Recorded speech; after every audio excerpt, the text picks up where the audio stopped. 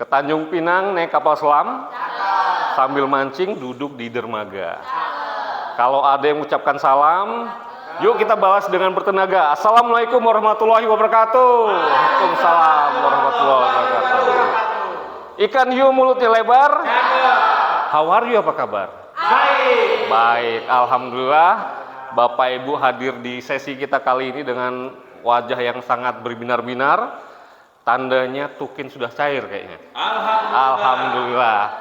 Bapak Ibu, sungguh senang saya bisa berdiri di sini sebagai fasilitator dalam pembelajaran kita, yaitu inovasi pelayanan publik berdasarkan prinsip service design. Oke.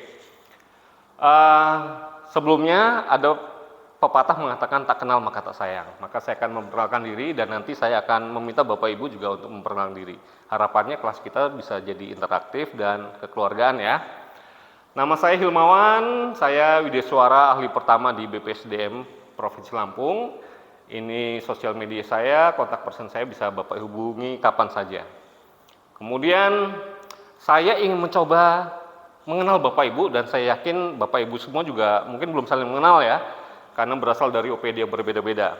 Jadi saya punya bola gaib nih, bola gaib. Jadi ketika bola itu dipegang oleh orang tersebut, jadi orang tersebut harus memperkenalkan diri, nama, instansi, kemudian kata mutiaranya.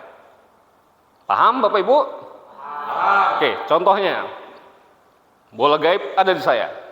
Saya Hilmawan, saya dari BPSDM Provinsi Lampung, dan kata pepatah saya adalah boleh lelah tapi jangan menyerah. Oke ya. Bola ini kemudian dilemparkan ke orang, dan orang tersebut menyambutnya hap, langsung menyebutkan nama dan memperkenalkan diri. Oke ya. Oke, bola saya lempar ke Bapak. Siap, bolanya saya tangkap. Baik, perkenalkan nama saya Sultan Hasanuddin. Saya dari BPSDM Provinsi Lampung. Kata mutiaranya selalu semangat, pantang menyerah. Oke. Bolanya saya lempar pada sebelah saya. Silakan Bapak tangkap bolanya, Pak. Oke, terima kasih Pak Rahmat ya. Terima kasih. Selanjutnya, ya kita tadi sudah mengetahui bahwa materi yang akan disampaikan adalah inovasi rencana inovasi pelayanan publik.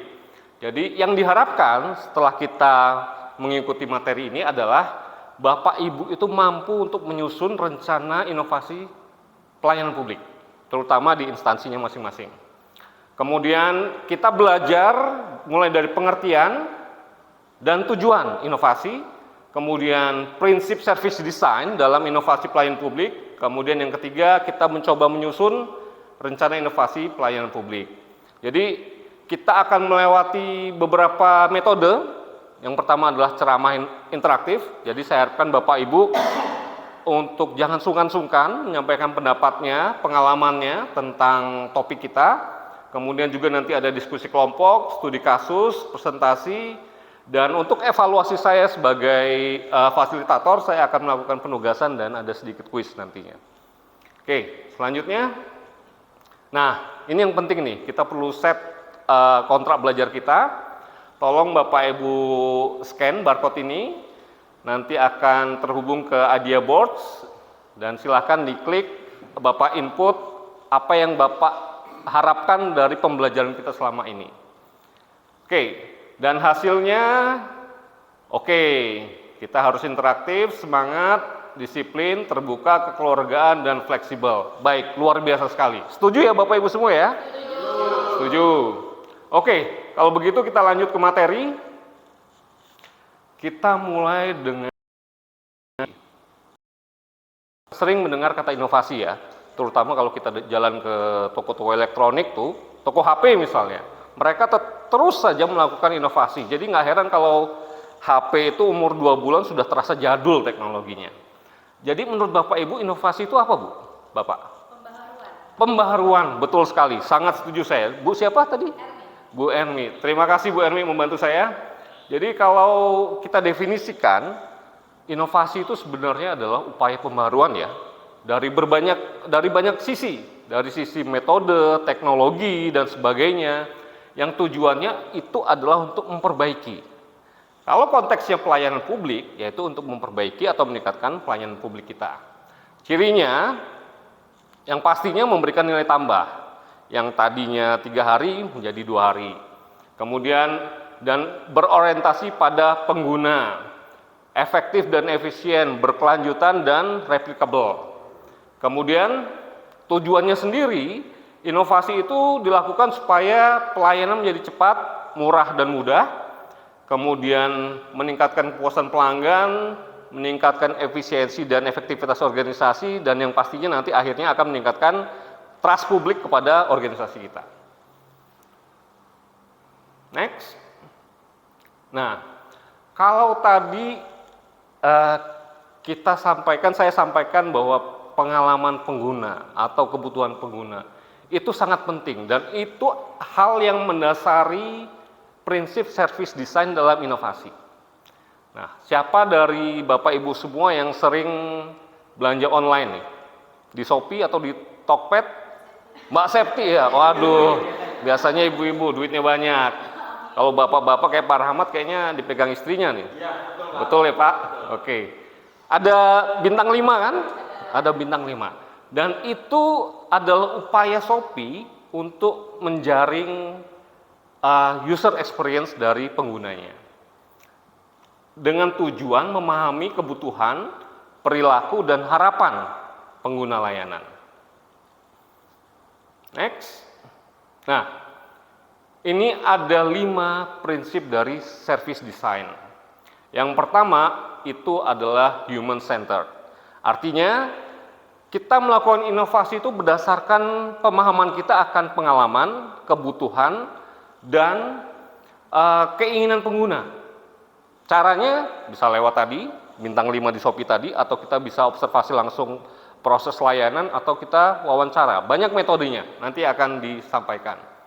Kemudian yang kedua, co-creation, bahwa inovasi itu dirancang oleh semua stakeholders, dirancang oleh semua pemangku kepentingan, bukan hanya penyedia layanan. Jadi kalau hanya dirancang oleh penyedia layanan, itu tidak bisa menjawab permasalahan secara komprehensif. Kemudian yang ketiga, sequencing. Jadi kita lihat layanan itu sebagai sebuah alur yang tidak terputus. Dan semua bagian itu saling terhubung dari sebelum layanan, ketika layanan, dan sampai ke pasca layanan. Kemudian yang keempat, evidencing, bahwa inovasi itu harus dirancang berdasarkan bukti nyata. Hal itu harus dirasakan oleh penggunanya langsung. Kemudian yang kelima, holistik, pelayanan harus melibatkan seluruh sistem. Misalnya di BPSDM ini yang menyediakan pelayanan jasa pelatihan. Pelayanan tidak hanya dilakukan oleh WI-nya saja sebagai pengajar, tetapi juga oleh sekretariat misalnya, bidang SKPK misalnya. Bahkan outsourcing, petugas kebersihan pun menjadi bagian penting dari seluruh sistem pelayanan publik. Selanjutnya, nah kita sampai ke teknik menyusun inovasi. Kita berangkat dari identifikasi permasalahan. Apa sih yang salah dari layanan kita selama ini? Nah, kita cari masukan, keluhan masyarakat, kemudian kita analisis data pelayanan, kemudian kita juga buka kotak saran atau call center. Itu adalah upaya kita untuk mengidentifikasi permasalahan pelayanan. Kemudian yang kedua, kita menganalisis kebutuhan pengguna. Kita bisa wawancara nih, misalnya ada peserta pelatihan yang datang ke kita wawancara. Kita cari tahu mereka tuh inginnya apa, harapannya seperti apa, apakah makanan perlu diperbaiki, atau asramanya kurang kondusif untuk menciptakan ruang belajar dan sebagainya. Kemudian yang ketiga, menentukan inovasi. Jangan hanya satu ya, artinya kita harus menyediakan alternatif ide-ide yang bisa menjawab kebutuhan dan permasalahan pelayanan. Kemudian setelah kita dapat ide, kita menyusun tujuan inovasi, dan tujuan inovasi harus terukur secara jelas. pernah dengar SMART method? Oke ya, jadi harus terukur secara jelas, mengurangi waktu pelayanan dari 3 hari menjadi 1 hari. Itu jelas ya, ada perubahan signifikan dari 3 menjadi 1 hari. Nah, kemudian setelah itu menyusun rencana implementasi secara sistematis dan realistis. Mulai dari apa melakukan siapa, pembagian tugas, kemudian jadwalnya kapan, kebutuhannya apa saja, sumber dayanya apa saja, hingga siapa sih yang bisa kita ajak kerjasama. Kemudian yang keenam, menentukan indikator keberhasilan. Jadi kita harus menentukan indikator yang akan digunakan untuk mengukur keberhasilan inovasi. Kemudian yang ketujuh, kita harus melakukan monitoring dan evaluasi untuk memastikan sejauh mana inovasi itu bisa menjawab kebutuhan atau menjadi solusi dari permasalahan pelayanan. Nah, saya ada video, silahkan ditonton terlebih dahulu.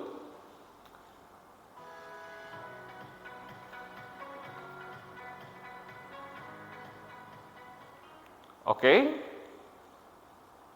Nah,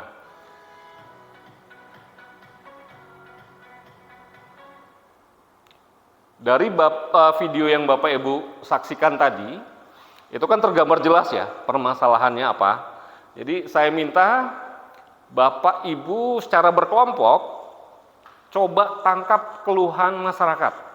Tadi ada masyarakat sebagai pengguna layanan datang ke sebuah OPD, kira-kira keluhannya apa? Kemudian yang kedua, identifikasi masalahnya. Masalahnya itu ada di petugasnya, atau ada di sistemnya, atau ada di sumber dayanya, silahkan diidentifikasi. Kemudian yang ketiga, Bapak Ibu buat rencana inovasi. Kira-kira apa sih yang bisa dilakukan untuk memperbaiki pelayanan publik di video tadi. Kemudian presentasi ya, secara kelompok. Waktunya 15 menit cukup? Cukup ya? Oke, silahkan Bapak Ibu. Diskusi. Oke, 15 menit udah selesai? Oke ya, selesai semua ya. Siapa yang mau presentasi? Oke, Bu Septi.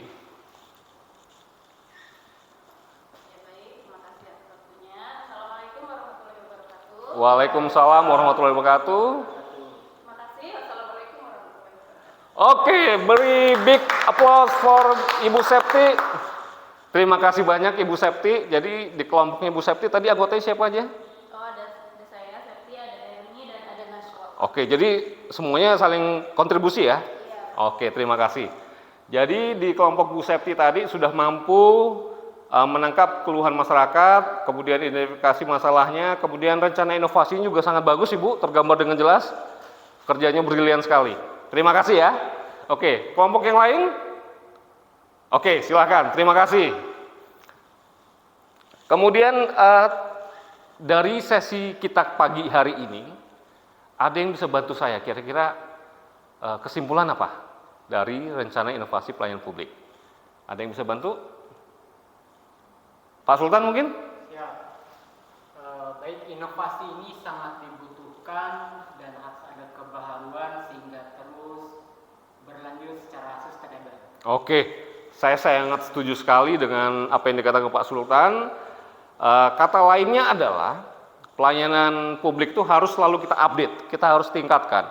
Karena ya tidak bisa kita pungkiri bahwa zaman itu berubah secara cepat, teknologi berputar, kemudian kebutuhan masyarakat juga semakin bervariasi dan berkembang.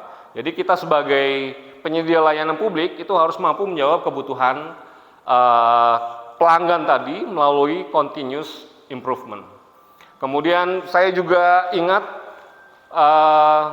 Pak Rahmat tolong HP-nya Pak. Baik, terima kasih.